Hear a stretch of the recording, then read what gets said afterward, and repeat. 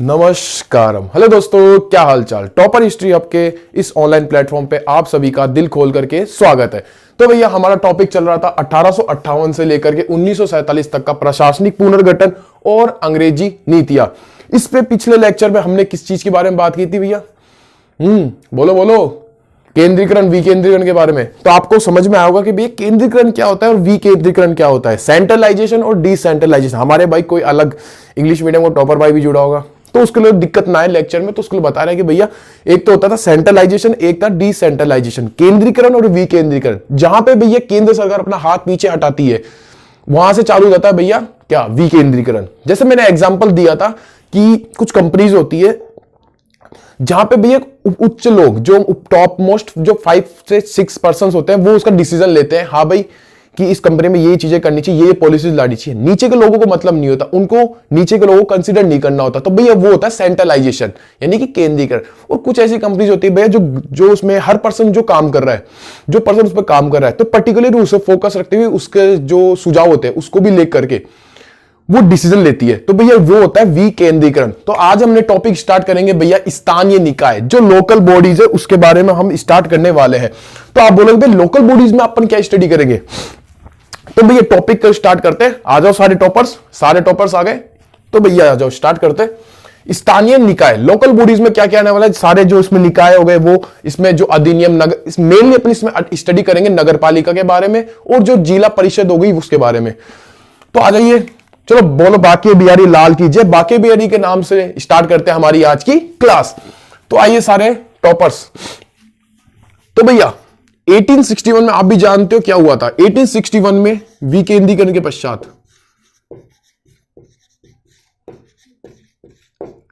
जो 1861 में विकेंद्रीकरण हुआ था, एक ही 1861 में विकेंद्रीकरण से संभव हुआ।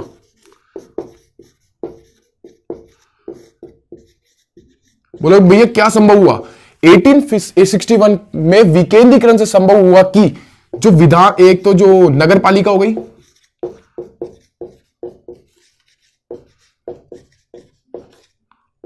नगर पालिका जिसको इंग्लिश में बोलते हैं म्यूनिसिपैलिटीज, नगर पालिका हो गई। और बोलो भैया और साथ में क्या कहेगा, नगर पालिका हो गई और जिला बोर्ड। एक सेकेंड, वायर खूब आ रहा है पैरों में आज। नगर पालिका हो गई और जो जिला बोर्ड थी वो जिला परिषद, सॉरी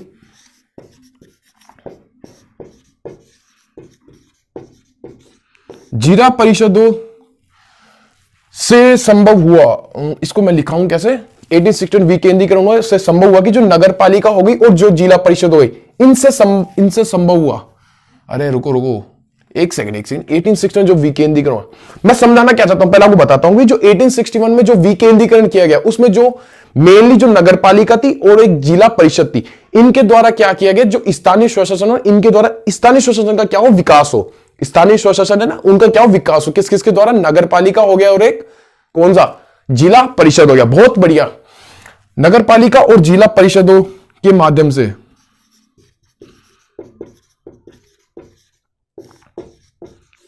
से क्या होगा भैया, नगर पालिका हो गई और जिला परिषदों के माध्यम से स्थानीय स्वशासन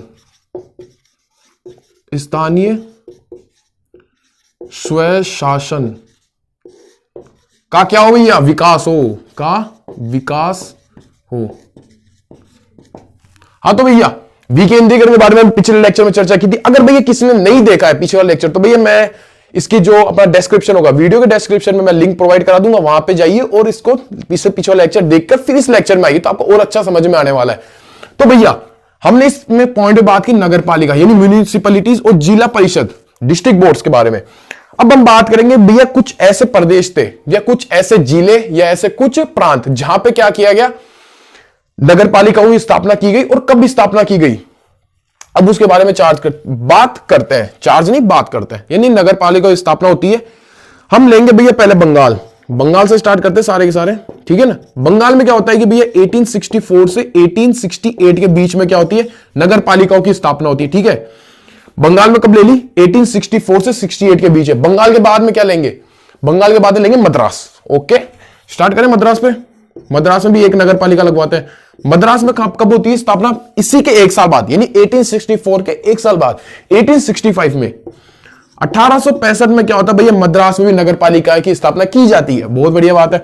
अब इसी के एक साल बाद मद्रास के 2 साल बाद, यानी कहां पे, पंजाब में भी। ऐसे याद रखो, एक तरह चेन है, जैसे 18 याद कर लिया, बंगाल 1864 से 68 के बीच में। अब क्या होगा, 64 में स्टार्ट हुई थी ना, जो मद्रास आएगा, मद्रास में क्या होगा 1865 में। चलो ये बढ़िया। मद्रास के बाद में कहता पंजाब, पंजाब में क्या हुआ इसके 2 साल बाद, यानी कि 1867 में। 1867 में क्या होता है भैया, नगर पालिकाओं की स्थापना की जाती है। क्लियर हो गया ये पॉइंट। अब अपन कुछ और पॉइंटों पे भी आते हैं, जिसे आप जानते हो कि भैया जो वित्त का विकेंद्रीकरण किया गया था, किसके द्वारा किया गया था। पिछले लेक्चर मैंने बताया था यार, आपके पास वाला बता रहा है, वो बोल रहा है कि इसने मेयो ने किया था, सही है क्या? और हाँ भैया मेयो ने किया था, याद आ गया। चलो और बताओ कि इसको आगे बढ़ाने वाला कौन था? लिटन और रिपन। लिटन और रिपन ने इसको क्या किया, इसको आगे बढ़ाया। जैसे कोई नीति होती है ना भी, किसी पर्टिकुलर कोई चीज को या नीति को स्टार्ट करना, कोई पर्टिकुलर पर्सन होता है, लेकिन उसको भी आगे चलाया जाता है। कोई धर्म हो गया, कोई संप्रदाय हो गया।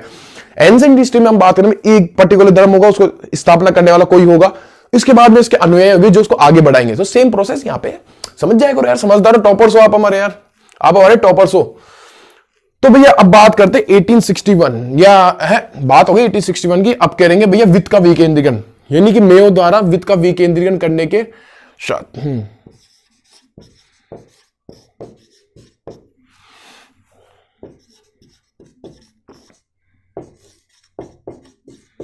मेयो के द्वारा वित्तीय विकेंद्रीकरण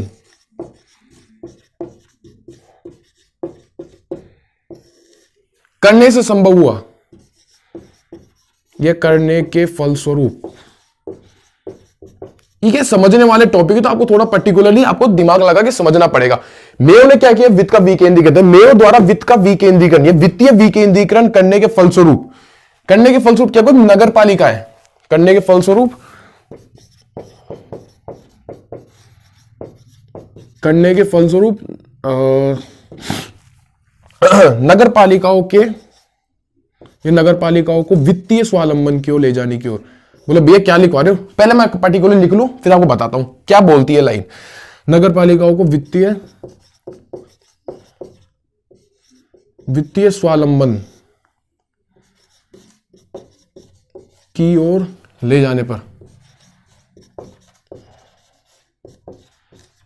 कुछ कर लगाने की अनुमति दे दी, कुछ कर लगाने की अनुमति। बोलो भैया क्या राम कहानी लिख दी। राम कहानी ये लिखी कि भैया जो मेयो था, इतनी बात समझ में आई कि मेयो ने क्या किया था, वित्त का विकेंद्रीकरण किया। अब जैसे मेयो क्या करता है, वित्त का विकेंद्रीकरण स्टार्ट करता है, ये उसने स्टार्ट किया। इसके फलस्वरूप क्या होता है, इसके फलस्वरूप जो नगर पालिका थी ना, इनको भी क्या चाहिए था भैया, इनको वित्तीय स्वावलंबन की ओर ले जाने की ओर। नगर पालिकाओं को क्या करना, वित्तीय स्वावलंबन, कि थोड़ा उनको पैसा वैसा मिल जाए। उसके लिए इन्होंने क्या किया कि नगर पालिका को कुछ परमिशन दे दी कि हाँ भाई आप अपने हिसाब से टैक्स लगा सकते हो, आप अपने हिसाब से क्या लगा सकते हो भाई, टैक्सेस लगा सकते हो। तो भैया ये था ये लाइन। इसके बाद में बोलो भैया, अब इसके बाद में क्या होता है, कुछ अधिनियम आते हैं, कुछ अधिनियम आए जिनके द्वारा नगर पालिकाओं की स्थापना की गई। आप भी जानते हो अधिनियम आएंगे, उनके द्वारा नगर पालिका की क्या की जाएगी, स्थापना की जाएगी। इस नगर पालिकाओं के अधिनियम की स्थापना कर दी गई। आप जाओगे भैया नगर पालिका की स्थापना कर दी, कुछ और पॉइंट्स थोड़ा अंदर घुसते, एक दो पॉइंट पर चर्चा करते। जैसे नगर पालिका की स्थापना होगी तो उससे क्या होगा कि जो नगर पालिका होगी इनकी उपयोगिता बढ़ेगी, इनका विस्तार होगा। एक तो विस्तार होगा, एक इनकी उपयोगिता बढ़ेगी। साथ ही साथ क्या होगा, इनमें जो चुनाव होने की जो पद्धति थी, इनमें जो बोलते हैं ना चुनाव की जो प्रोसेस होती है उसको क्या दिया जाएगा, बढ़ावा दिया जाएगा। ठीक है ना, चुनाव की प्रोसेस को बढ़ावा दिया जाएगा। तो भैया इसका स्क्रीनशॉट लो। अब अपन बात करेंगे, आपको लेके चलता हूं मैं लिटन के काल में, लिटन नहीं रिपन, सॉरी। अब अपन बात करेंगे भैया रिपन के काल में। ठीक है, रिपन के काल में कुछ अधिनियम की चर्चा करेंगे। तो आइए फटाफट इसका स्क्रीनशॉट लो। 5 तक काउंट करूंगा मैं देख रहा हूं फ्रेम चल रहा है नहीं चल रहा। ओह बढ़िया चल रहा है, कोई प्रॉब्लम की बात नहीं है। तो भैया 5 तक काउंट करूंगा, 1 2 3 4 5। चलो भैया और बताओ आप सब कैसे हो, आपके हाल चाल। भैया सारे फतेह सीरीज लेना मत भूल जाना। 1 तारीख से आपके पास फतेह सीरीज आने लग जाएगी। एक दिन छोड़ के एक दिन आएगी। पहले अपन उस पर चर्चा करेंगे हिस्ट्री की हिस्ट्री में एंशिएंट हिस्ट्री के टॉप 40 क्वेश्चंस, फिर मिडाइवल हिस्ट्री, फिर इसके बाद में मॉडर्न हिस्ट्री के 40 क्वेश्चंस, यानी टोटल 120 क्वेश्चंस का हिस्ट्री का कलेक्शन रहने वाला है क्वेश्चंस का। तो भैया क्लास को लेना मत भूलना। उसके बाद में अपन पॉलिटी, ज्योग्राफी, इकोनॉमिक्स पर और साइंस पर चर्चा करने वाले हैं। सबके अलग अलग टीचर्स रहेंगे भैया। पॉलिटी के अलग टीचर्स हायर हो चुके हैं और आपको मैं लॉन्च करूंगा क्लास के बीच में, कोई दिक्कत नहीं है, अभी लॉन्च नहीं करेंगे। साइंस के भी अपने पास टीचर है, सारे अपने बड़े हुए सारे सेलेक्टर्स टीचर्स हैं जो भी कुछ ना कुछ किसी पोस्ट पर काम कर रहे हैं। तो ठीक है भैया, स्टार्ट करें। सस्पेंस बना रहना चाहिए, ठीक है। मैं आपको भैया हूं तो आपको बता दिया कि भैया ऐसे करेंगे, ठीक है। स्टार्ट करें, आ जाओ सारे के सारे। अब आपको मैं लेके चलता हूं रिपन के काल में। रिपन के बारे में बात करते हैं भैया कुछ। अब आपको लेके चलता हूं मैं रिपन के काल में। एक बार तो आपको घुमा चुका रिपन के काल में, अब दूसरी बार और घूम के आते हैं। आ जाओ। रिपन के काल में एक अधिनियम आया 1881 से 1882 का अधिनियम। बोलो भैया क्या बोलता है अधिनियम? मेरा रुको तो सरी, पेशेंस, हैव ए पेशेंस। तो भैया मैं अधिनियम के पास जाके बोला, भैया तूने क्या लेके आया था? तेरे टाइम पे जो अधिनियम है, मेरे ऐसे मान लो कि 1881 से 82 का जो अधिनियम है, मैं गया इस अधिनियम के पास घूमता भैया तू क्या बोलता है? मैं उसको पूछा, भैया तू क्या बोलता है? तुम क्या बोलते हो? ये बोला कि भैया मैं जो स्थानीय स्वशासन है ना, इसके नियम का विस्तार करने के लिए आया था। ये मेरे द्वारा बोला गया, यानी कि इस नियम के द्वारा बोला गया कि स्थानीय स्वशासन, जो स्थानीय स्वशासन है, इनके नियमों का क्या किया जाए? विस्तार किया जाए। स्थानीय स्वशासन के नियमों का विस्तार। ये बोलता है 1881 से 82 का जो अधिनियम आया कि भैया जो स्थानीय स्वशासन है, इनके नियमों का क्या किया जाए? विस्तार किया जाए। अब इसी के बाद में एक अधिनियम हो रहा है। बोले भैया एक की बात की नहीं, एक और की लास्ट नियम की बात करेंगे अपन, ठीक है। रिपन के काल की, हाँ रिपन के काल की। बोला भैया आप भी खेल तो यार। अब बात करेंगे भैया 1883 से 1884, वही अधिनियम। फिर मैं गया घूमते घूमते। बोले भैया आप घूमते हो क्या? हाँ मैं घूमता ही हूं, इधर उधर घूमता रहता हूं। तो 1883 से 1884 के अधिनियम के पास गया घूमता घूमता। बोला भैया तू क्या बोलता हो? भैया तुम क्या बोलते हो? ये बोलता है कि भैया हमने बोला कि क्या, जो नगर पालिकाओं की संविधान, सुनते जाओ,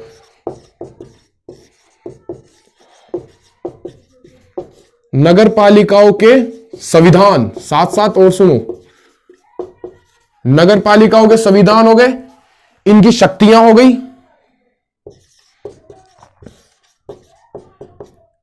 और सुनते जाओ क्या क्या? नगर पालिकाओं का संविधान हो गया, इनकी शक्तियां हो गई, और क्या? संविधान हो गया, शक्तियां हो गई, इनके जो कार्य था, इनके कार्यों में क्या करना? परिवर्तन करना। लो भाई साहब, नगर पालिकाओं के संविधान, शक्तियां और उनके जो कार्य थे, इनमें क्या करना? परिवर्तन करना। ये 1883 से 1884 के बीच जो अधिनियम आया, वो बोला भैया नगर पालिकाओं के जो संविधान हो गए, इनकी जो शक्तियां हो गई, साथ ही साथ इनका जो कार्य करते थे उनमें जो परिवर्तन, ये मेरे द्वारा बोला गया। चलो बहुत बढ़िया बात है। अब आपसे कुछ चर्चा और कर लेते हैं कि भैया देखो, अपन नगर पालिका की बात करें। भैया आपने इतना कुछ बता दिया, आप ये बताओ कि उनमें इलेक्शन किस प्रकार से होता था? तो देखो आ जाओ, ये नगर पालिका है। क्या है? बोलो भैया नगर पालिका। हाँ जी आइए, ये नगर पालिका है। तो भैया पहले आपके दिमाग में आएगा ना दो क्वेश्चंस कि भैया पहले इसकी स्थिति क्या थी, पहले किस प्रकार से चुनाव होते थे, और वर्तमान में जब ये ब्रिटिश साम्राज्य था उस समय किस प्रकार से चुनाव हो रहे थे, ठीक है। एक तो पहले की स्थिति बनेगी, एक बाद की स्थिति बनेगी। तो पहले बात करते पहले की स्थिति पर। भैया इसका जो अध्यक्ष, इसको बोलते प्रधान कौन बनता था? कि भैया उस समय जो कार्यकारी सदस्य थे, जो उस समय उसमें कार्य कर रहे थे, वो उसके अध्यक्ष बनते थे। ये उनके पास ही केवल ये रूल था क्या है भैया, ये होता है ना कि हाँ भाई तुम ही बन सकते हो। तो भैया पहले कौन बनता था? पहले बनता था भैया उसमें जो कार्यकारी सदस्य, कार्यकारी का मतलब उसमें कार्य करने वाले सदस्य, यानी कि कार्यकारी सदस्य,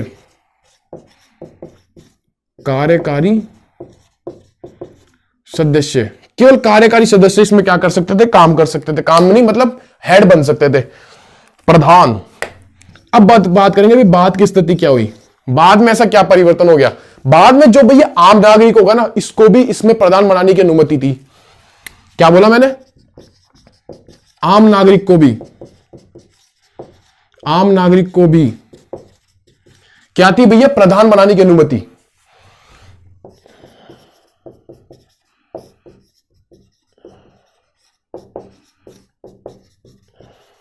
बोलो भैया चीज तो बढ़िया है। तो भैया ये तो अपन रिपन के काल में घूमे हैं, थोड़ी सी बात कर ली नगर पालिका में कैसे क्या चुनावों के बारे में। अब कुछ और अपन बात करेंगे अधिनियम के बारे में। ऐसा करो इसको आप नोट कर लो एक बार, ये पर्टिकुलर अधिनियम से उनको मैं एक साथ लिखाऊंगा। 2 अधिनियम है, ज्यादा नहीं, 2 अधिनियम। तो भाई फटाफट स्क्रीनशॉट लो, 5 तक काउंट करूंगा मैं। 1 2 3 4 और 5। चले भैया।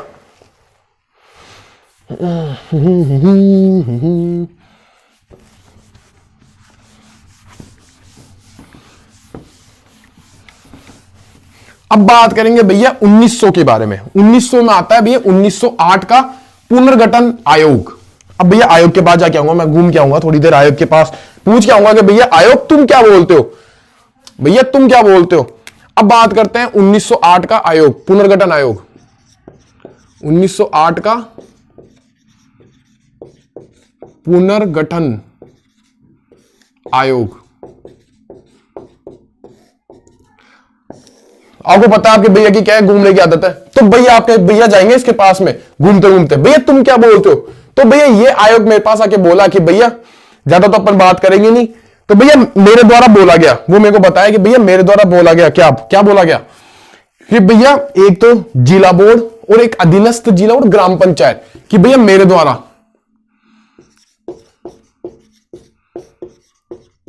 इसके द्वारा जिला बोर्ड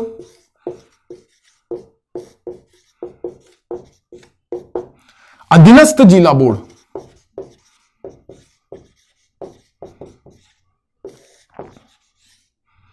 भाई साहब मात्रा खेल गई आज।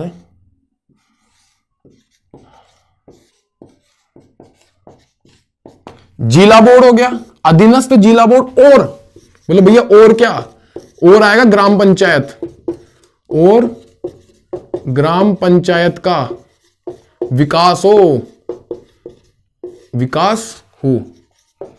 हाँ जी, 1908 का पुनर्गठन आयोग के पास गया, आयोग बोलता है कि भैया मेरे द्वारा बोला गया कि जो जिला बोर्ड हो गया, एक अधीनस्थ जिला बोर्ड हो गया, और क्या ग्राम पंचायत का क्या हो भैया, विकास हो। बहुत बढ़िया बात है। अब बात करेंगे एक लास्ट अधिनियम है, आज अगर इरिटेट मत हो, लास्ट अधिनियम पे बात करेंगे। 1918 का माउंट फोर्ट रिपोर्ट। कौन सी भैया? Mount fort. बोले भाई नाम मत मस्त है यार रिपोर्ट का, क्या करें अपन ने तो बनाई नहीं, हम बनाते तो भाई नाम ही अलग अलग रहते। तो भैया 1918 का माउंट फोर्ट रिपोर्ट क्या बोलता है कि ये ऐसे बोलता है कि भाई जो आपका जो स्थानीय स्वशासन है उसको पूरा फ्री कर दो ना, एकदम से, मतलब पूरा फ्री कर दो उसमें, यानी कि लोकप्रिय, उसको लोकप्रिय कर दो पूरे को। यानी कि इसके द्वारा बोला जाता है कि भाई जो स्थानीय स्वशासन है, स्थानीय स्वशासन, जो स्थानीय स्वशासन है, स्थानीय स्वशासन को पूर्ण रूप से या पूर्ण स्थानीय स्वशासन को संपूर्ण लोकप्रिय कर दो। संपूर्ण क्या कर दो भैया? लोकप्रिय कर दो। मेन तो ये कहा था इसने। और भैया इसमें बोलता है कि भाई अदर कोई इस पे अगर ट्राई करता है तो उसको आप उससे भी फ्री कर देना, दूर दूर तक उसको आने मत दो। केंद्र के बारे में मेनली ये फोकस किया था, केंद्र के बारे में, क्योंकि जैसे केंद्र आया ना इसको फोकस करने के लिए, उसको दूर हटा दो। मतलब ये कुछ कहा गया था ये बात, अब जो ने बता दी। 1908 का पुनर्गठन आयोग देख लिया, 1918 का माउंट फोर्ट रिपोर्ट अपन ने देख ली। तो भैया स्थानीय निकाय का टॉपिक अपन यहां पे खत्म करते हैं। अब अपन बात करें नेक्स्ट टॉपिक पर। फटाफट इसको नोट करो, फिर नेक्स्ट पानी पी लो थोड़ा सा, समझा करो यार, हमें भी चाहिए होता है अपना एनर्जी।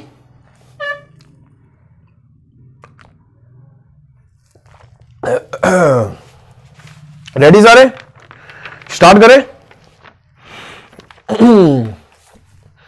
बोलो सारे, बाकी बिहारी लाल की जय। चलो एक सेकंड,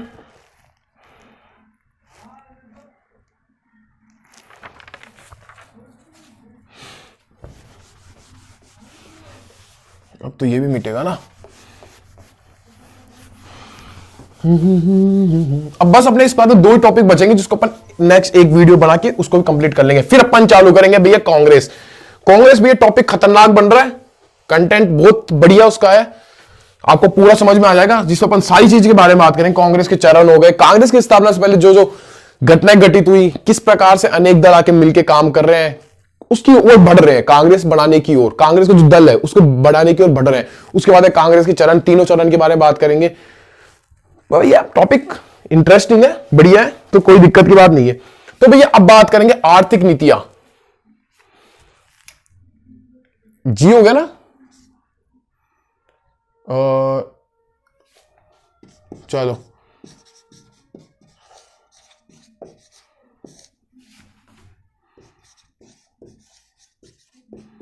आर्थिक नीतियां, इकोनॉमिक पॉलिसीज, इकोनॉमिक पॉलिसी। तो भैया आर्थिक नीति पे बात करने से पहले दिमाग में आ रहा होगा भैया आर्थिक नीतियां होती क्या है, आर्थिक नीतियां होती क्या है, दिमाग में पहले ही आने चाहिए कि भैया आपने टॉपिक तो लिखा दिया आर्थिक नीतियां, यानी भैया थोड़ा कुछ, अरे कुछ हमारे टॉपर्स ऐसे भी जो अभी भी जुड़े हैं, कुछ अलग जो साइंस बैकग्राउंड से, उन्होंने कुछ हिस्ट्री देखी नहीं, उन्होंने हिस्ट्री देखी नहीं। आप तो यूपीएससी वाले हो, आप पीसीएस वाले हो, आप जानते हो भाई आर्थिक नीतियां क्या होती है। मैं उनके लिए बता रहा हूं जो अभी भी जुड़ा है, जो अलग स्ट्रीम से। तो बात करते हैं भैया आर्थिक नीति को, थोड़ा समझाता हूं, आपको समझाने का ट्राई करता हूं, मैं आपको समझा दूंगा। जैसे मानो कोई देश है, पर्टिकुलरली कोई देश है, ठीक है ना। अब भैया ये देश है तो इसकी सरकार भी होगी, ये देश है तो भैया इसमें क्या होगी, इसमें सरकार भी होगी। आप भी एग्री करते हो ना। तो भैया ये जो देश, अब इस देश की जो सरकार है वो इस देश में क्या करेगी, इसकी जो आर्थिक गतिविधियां हैं, आर्थिक जो आर्थिक गतिविधियां हैं, साथ ही साथ आर्थिक गतिविधियां हैं, तो भैया आर्थिक गतिविधियों को कंट्रोल करने के लिए ये कुछ नई नई नीतियां बनाएगी। आर्थिक गतिविधियों को क्या करेगी भैया, कंट्रोल, आर्थिक गतिविधियों को कंट्रोल करने के लिए एक नई नीतियां बनाएगी। या इसी को सही करना है या नई नई नीतियां बनाना, नई नीतियां बनाना क्या कहलाता है भैया, ये आर्थिक नीति ही कहलाता है। जैसे आर्थिक नीति से लेकर आप सारी जो जिस प्रकार नीति, जैसे मौद्रिक नीति हो गई, कौन कौन सी मौद्रिक नीति हो गई, सैनिक संबंधित कोई नीतियां हो गई, अलग अलग जो सारी नीतियां आप देखते हुए, व्यापारिक नीतियां हो गई, वो सारी किसके अंदर आती है, आर्थिक नीतियों के अंदर आती है। तो ये आपको पहला टॉपिक पढ़ने से पहले समझ में आना चाहिए कि भैया आर्थिक नीतियां किसे बोलते हैं, आर्थिक नीति का मतलब क्या है, सही है ना। तो अब थोड़ा आपसे और समझाने का प्रयत्न करता हूं मैं कि भैया कुछ और घुसे इसके अंदर। अब बात करते हैं भैया ब्रिटिश शासन की। ये हमारा भारत, ये टॉपिक है समझाने वाला आर्थिक नीति, इसमें लिखाने का कुछ ही नहीं है, 1-2 पॉइंट्स लिखाऊंगा मैक्सिमम खींच के, बाकी समझाऊंगा सारा। तो आ जाओ भाई सारे टॉपर्स, आ जाओ फटाफट। ये हमारा भारत, सही है, बोले भारत लग रहा नहीं है लेकिन है, समझाओ भारत है। भारत पर शासन कौन कर रहा है, भारत में शासन भैया ब्रिटिश साम्राज्य यानी कि महारानी। शासन कौन कर रहा है भैया, ब्रिटिश, ब्रिटिश जो महारानी है वो क्या कर रही है भैया, इस पर शासन कर रही है, किस पर, भारत पर। बहुत बढ़िया बात है, सही है ना। अब आप देख रहे हो कि भैया अब भारत में भी क्या होगी, आर्थिक नीतियां होगी। उस समय भी आर्थिक नीतियां भाई अलग अलग जो पॉलिसीज है वो तो चल रही होगी ना हर चीज में, तो भैया आर्थिक नीतियां तो थी। मैं आपसे एक क्वेश्चन पुटअप कर रहा हूं कि क्या उस समय जो आर्थिक नीतियां थी वो भारत के पक्ष में थी, क्या उस समय की जो आर्थिक नीतियां थी वो भारत के पक्ष में थी या नहीं थी। आपके पास वाला बोल रहा है नहीं थी, आप बोल रहे हो थी, नहीं थी, बताओ बताओ बताओ फटाफट। हाँ जी बोलो बोलो, थी नहीं थी, चलो नहीं थी। आपको मैं बताता हूं भैया क्यों नहीं थी, क्यों नहीं थी। जो ब्रिटिश साम्राज्य था, जो इसको इंग्लैंड बोल रहे हैं, इंग्लैंड ब्रिटिश साम्राज्य सारा एक ही है ना। जो इंग्लैंड था, इंग्लैंड क्या कर रहा था, अपने हितों की पूर्ति के लिए अपने हिसाब से नीतियां लगा लगा था। अब इंग्लैंड चच्चा क्या करेगा, इंग्लैंड क्या कर रहा था, अपनी आर्थिक नीतियों की पूर्ति के लिए, अपनी आर्थिक नीति, ये अपन बोल सकते थे अपने पेट बनने के लिए, अपनी देसी भाषा में बोले अपना जो पेट था ना, पेट बनने के लिए क्या कर रहा था, यह भारत का शोषण करने के लिए अपने हिसाब से आर्थिक नीतियां लगा रखा था। अपनी आर्थिक नीतियां, इंग्लैंड अपने हिसाब से अपनी आर्थिक नीतियां लगा रखा था। मतलब मेन इसका जो टारगेट था, मेन इसका जो टारगेट निकल के आता है वो था भैया भारत का शोषण, भारत का संपूर्ण रूप से शोषण, ये पूर्ण शोषण, भारत का क्या कर लेना भैया, भारत का कर लेना पूर्ण शोषण। सही समझ में आया ना, कि भारत में उस समय जो आर्थिक नीति थी वो भैया भारत के हिसाब से नहीं लगाई। साफ सी बात, पहली बात तो ये बोलो भैया, भारत के हिसाब से लगे तो किसके हिसाब से शासन कौन कर रहा है? इंग्लैंड। इंग्लैंड अपने हिसाब से क्या लगाएगा? नीतियां लगाएगा, क्योंकि उसको अपना पेट भरना था। यानी भारत का खींच के जितना ज्यादा शोषण कर सके वो।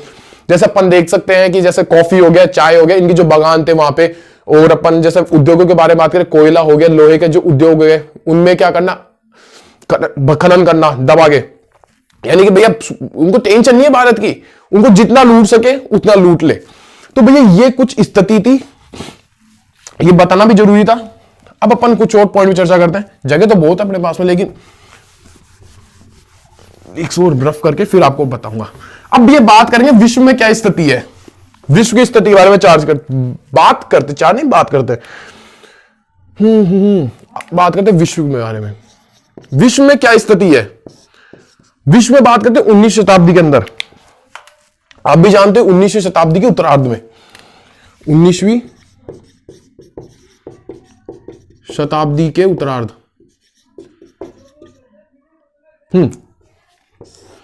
बात करते हैं भैया विश्व में क्या स्थिति है। विश्व में जो यूरोपियन जो देश थे, उससे पहले अपन एक बात और करते हैं भैया। 19वीं शताब्दी के उत्तरार्ध में ब्रिटेन में क्या हो गई थी भैया? औद्योगिक क्रांति हो चुकी थी। सबसे पहले औद्योगिक क्रांति कहां पे हुई थी? ब्रिटेन में हो गई थी। औद्योगिक क्रांति का मतलब कि भैया ब्रिटेन में जो फैक्ट्रियां हैं, नई नई फैक्ट्रियां लग चुकी थी, उनमें माल भरा पड़ा। अब उनको क्या करना है कि अपने जो अन्य जो देश हो गए उनमें अपना माल बेच, वो होता है सस्ता माल। अब क्या करेंगे भैया, जो यूरोपीय देश है, जो यूरोपीय जो कंट्रीज है, यूरोपीय देशों ने क्या किया कि भैया भारी आयात लगा दिया, भारी आयात शुल्क, भारी आयात शुल्क लगाया।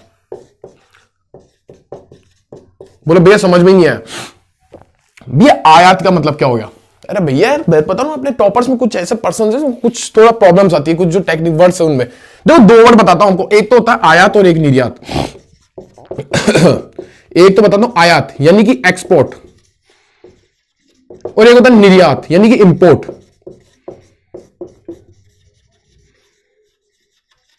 सही है ना? तो देखो दो कंट्रीज है, इस रेड मार्कर से दिखाता हूं आपको। दो कंट्रीज है, एक तो है भैया भारत और एक रशिया, रूस। ये तो है भैया भारत, यहां पे भैया रूस। एग्जांपल समझाऊंगा, परफेक्ट समझ में आएगा, एक ही बार में समझ में आएगा, इतना गारंटी है। भैया ये भारत है, भारत क्या कर रहा है? रूस के साथ में कुछ डील करता है, चाहे से मान लो ऑयल की डील। भारत करता है भैया ऑयल की डील कि भाई साहब, रूस को आगे बोलता है भाई साहब मुझे चाहिए तेल, जो आपका जो ऑयल है ना वो हमें चाहिए, कच्चा माल जो ऑयल है ना वो हमें चाहिए। रूस बोला कि चलो आप दे देना, आप ले लेना, आप हमें हमारी जो मुद्रा है उस हिसाब से आप पैसे वैसे अपन कर लेंगे, कोई दिक्कत की बात नहीं है, रूस अपना वैसे दोस्त है। रूस क्या करेगा? ये हो गया। तो जब भारत ने जो, यानी कि भारत के पास में क्या इस चीज की कमी है, भारत के पास में क्या है, तभी तो इसके पास में मांगने गया ना, तभी तो इसके पास में मांगने गया। यानी भारत के पास में ऑयल की कमी, ऑयल की क्या है भैया? कमी है, तभी तो उसके पास मांगने जाएगा, रूस के पास है। तो भैया ये मांगने की जो क्रिया होती है इसी को बोलते हैं आयात, इसी को बोलते हैं भैया आयात यानी कि एक्सपोर्ट। आया होगा समझ में? अब बोलेंगे भैया चलो ये तो हमें समझ में आ गया आयात का, यानी कि भारत को किसी चीज की जरूरत थी, वो जाएगा दूसरे देश के पास में, वहां से क्या करेगा, कुछ ये जो ऑयल है ना ये खरीदेगा ना। तो भैया ये तो हो गया एक्सपोर्ट। अब ये इस जो ऑयल खरीदा तो ऑयल पे क्या लगेगा? कुछ कर लगेगा। अब ये कोई भारत तो लगेगा नहीं, भारत ही अदर कंपनीज है वो जाएगी, कंपनीज वहां से उठाएगी ऑयल, और वो आएगी जैसे भारत में एंट्री करेगा उनका ऑयल, तो उन पर क्या लगेगा? टैक्स लगेगा।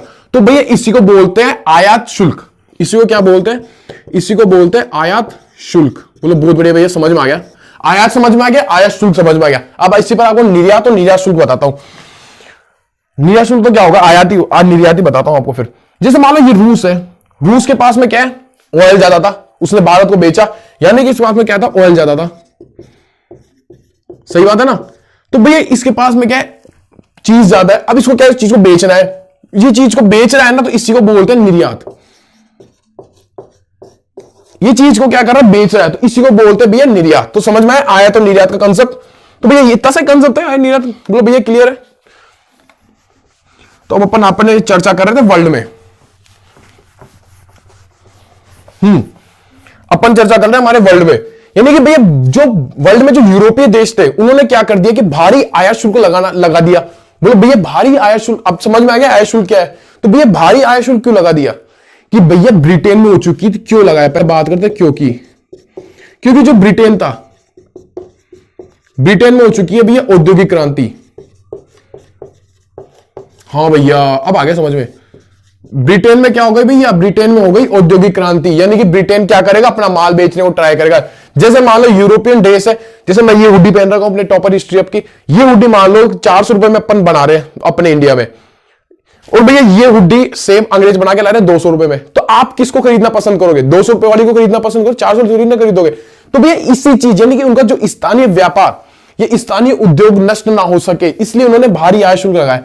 ये तो भैया क्यों लगाया, औद्योगिक, ब्रिटेन में क्या औद्योगिक क्रांति हो चुकी थी, वो माल का कारण। और एक पॉइंट और इसमें बात करते हैं, ये आएगा कारण, क्यों नहीं आएगा यहां पे तक भी, कारण क्या कारण रहा था। अब भैया भी क्यों लगाया, अपने स्थानीय उद्योग थे, अपने स्थानीय उद्योगों को बचाने के लिए, सीधी सी बात।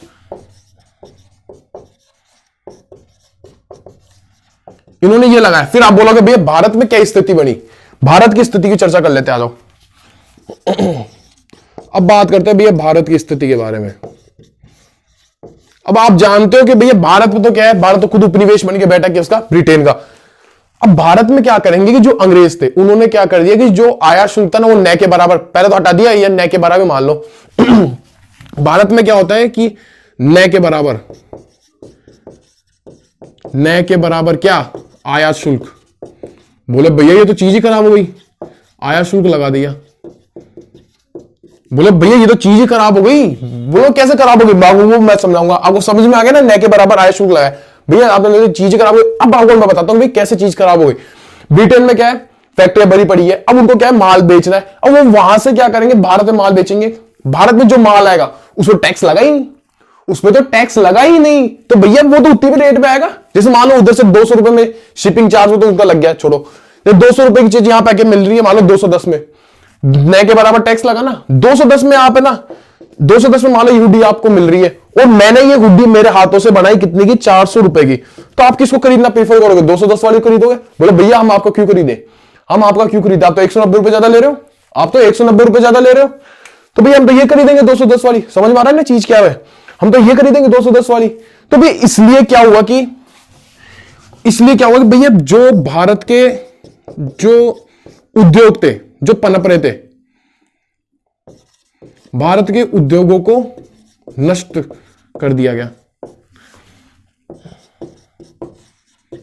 अब समझ में आया ना भारत के उद्योग किस प्रकार से नष्ट हुए, क्यों ब्रिटिशर्स में ये अंग्रेज आए, क्यों इन्होंने ऐसा किसी काम किया। अब भैया क्या होगा इससे, और जो ब्रिटिशर्स है भारत में आके कंपनियां खोलेंगे, खूब लाभ कमाएंगे, खूब लाभ। जैसे चाय, कॉफी, चीनी हो गया, नील की खेती हो गया, नील के जो नील होता है ना अपने कपड़ों में देते हैं वो हो गया। और इसके बाद अपन उद्योग की बात करें तो अपन एक तो कोयला उद्योग है, लोह उद्योग हो गया, इनमें भारी क्या करेंगे, पैसा इन्वेस्ट करेंगे, क्योंकि टैक्स तो लग रहा ही नहीं है ना, न के बराबर टैक्स से आया शुल्क, तो भारी पैसा इन्वेस्ट करेंगे और भारी पैसा कमाएंगे और ले जाएंगे खुद के इंग्लैंड में। तो भैया ये चीज थी आर्थिक नीतियों के बारे में। अब फिर बात करेंगे भैया जो रेल थी, रेल की स्थापना की गई थी। बोले भैया रेल की स्थापना तो भारत के विकास के लिए की थी। भैया कुछ नहीं की गई थी भारत के विकास, आपका मन का वहम है, आज आपका मन का वहम भी दूर कर दूंगा मैं। आप बोल रहे ना रेल के विकास किया गया था भारत के विकास के लिए, रेल का जो विकास किया गया भारत के विकास के लिए, भी आपका गलत है। मन का वहम दूर करता हूं, आ जाओ आपका मन का वहम भी दूर करता हूं। तो भैया रेल का विकास क्यों किया, रेल का जैसे अपन देखते हैं ना, एक स्ट्रक्चर देखते हैं, आ जाओ, जैसे ये दिख रहा होगा, बोलो भैया तो आपने मैप बना दिया। हाँ भैया ये जो पोर्ट है, ये एरिया यहां पे क्या है, बढ़िया आपके वो चलेंगे क्या, जहाज, यानी कि ये पोर्ट है सारे, ये वाला इधर से जो म्यांमार वाला था वो पूरा पोर्शन पोर्ट का था, ठीक है ना। तो भैया यहां पे पोर्ट है, तो भैया आपका क्या होगा, यहां से आयात माल आएगा, यहां से माल आएगा, आप यहां से क्या करोगे भैया, रेल के ये जाल वाल बिछा दिए सारी जगह, रेल के जहाज है जाल, सॉरी, यानी कि रेल की पटरियां बिछा दी, यहां से आपका माल आएगा सीधा, यहां से आपको जहां चाहिए होगा वहां पे ले गए, यहां से जो कच्चा माल होगा, कच्चा माल अब यहां से यहां पे कर दी, यानी कि मेन बात की ट्रांसपोर्टेशन के लिए ट्रेन का काम किया गया था, ट्रेन की स्थापना की थी मेनली ट्रांसपोर्टेशन के लिए। दूसरी बात अपन कर दी, हाँ भाई कच्चा माल इधर से उधर आ गया, दूसरी बात ये। तीसरे में बात करेंगे भाई उसमें जो विद्रोह होते थे उनको दबाने के लिए, हाँ भाई सैनिकों को इधर से लोड किया, जैसे मान लो दिल्ली में सैनिक विद्रोह हुआ, उनको लोड किया बैरकपुर से, बैरकपुर दिल्ली आ गए, जैसे आगरा से दिल्ली पहुंच गए, जयपुर से दिल्ली चले गए, ऐसे ऐसे घुमाते थे। तो भाई ये था रेल के बारे में। तो भैया ये थी आर्थिक नीति। आर्थिक नीति से आपका दिमाग खुला होगा भी उसमें क्या क्या स्थितियां बनी। तो भैया आज के लेक्चर में हम इतनी बात करते हैं। अपन नेक्स्ट लेक्चर में अपन बात करेंगे क्या, अपन जो जानपद सेवा सिविल सर्विसेज के बारे में, और इसके बाद में जो भारत की रियासत थी उनके किस प्रकार से संबंध है अंग्रेजों से, तो उसके बारे में चर्चा करेंगे। तो भैया आज के लिए इतना ही, मिलते हैं अपन नेक्स्ट लेक्चर में। अपना ध्यान रखो। जय हिंद, जय भारत, राधे राधे।